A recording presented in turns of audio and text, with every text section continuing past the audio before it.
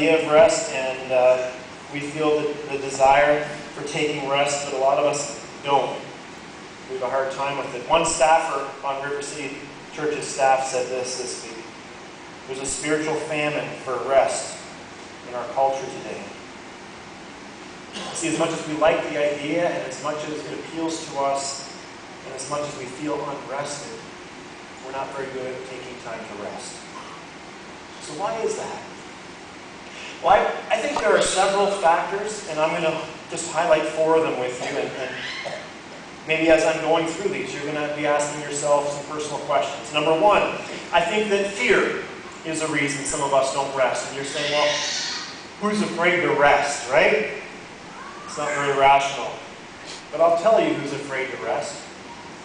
When I was a kid in Ingersoll, there was a gravel pit near our house, and I would go there even though I wasn't allowed to, and there were ponds, and I would find stones, and I learned to skip the stones, and if I threw them just right, on the right angle, they would skim across the pond all the way to the other side, and they would hardly get wet.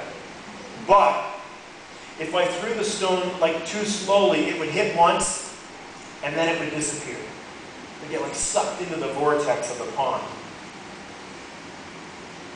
We don't want to disappear. If we slow down, we fear, we might be pulled by some gravity to the bottom of our feelings. We might drown in all we've lost. So we keep moving and we keep skimming through life, and we never get to enjoy the restoration that God desires us to enjoy in Him. So, I don't know, maybe it's a fear of silence.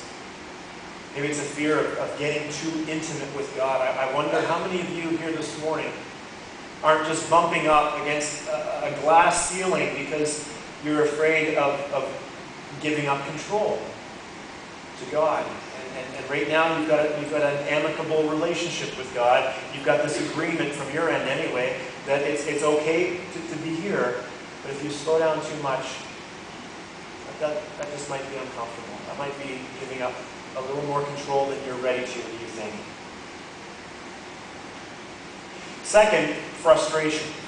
Let's face it, keeping Sabbath, enjoying Sabbath rest is a lot harder today than it was 30 or even 20 years ago.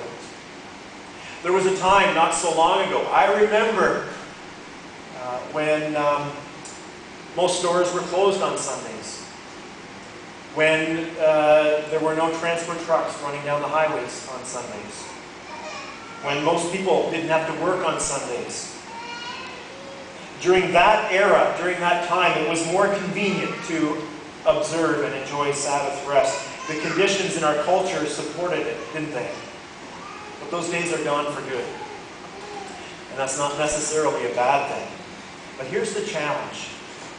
The challenge is this: that enjoying Sabbath rest is going to require a whole lot more self-discipline from you and from me in our era today.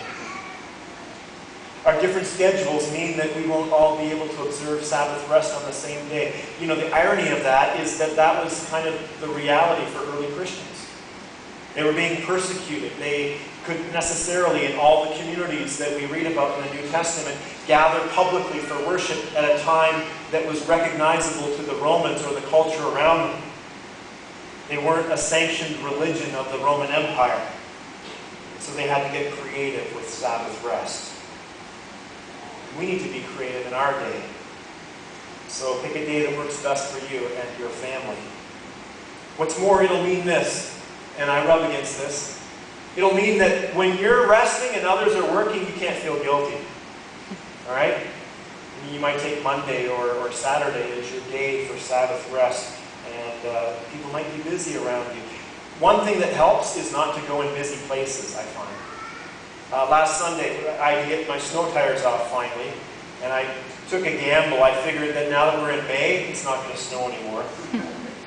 So I scheduled, I never do this, but I scheduled to get my snow tires off on Sunday afternoon, and Barbara's surprised because I hate stores, I hate shopping, and I especially hate stores and shopping on weekends.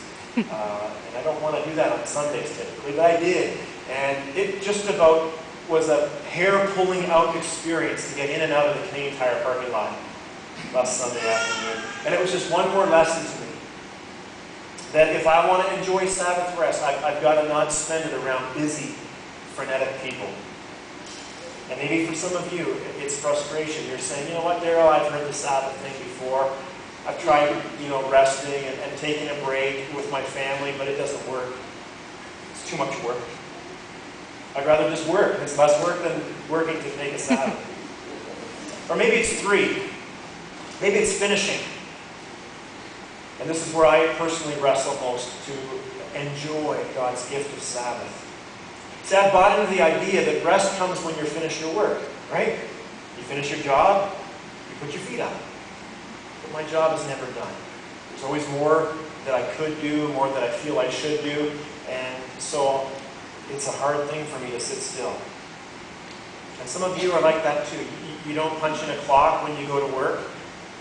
You often take work home, and these little babies enable you to do your work anytime and just about anywhere. I haven't been in a place I could do work with this. So it requires more discipline. And so maybe the thing that's holding you up from enjoying God's gift of Sabbath rest is this compunction you have to finish things.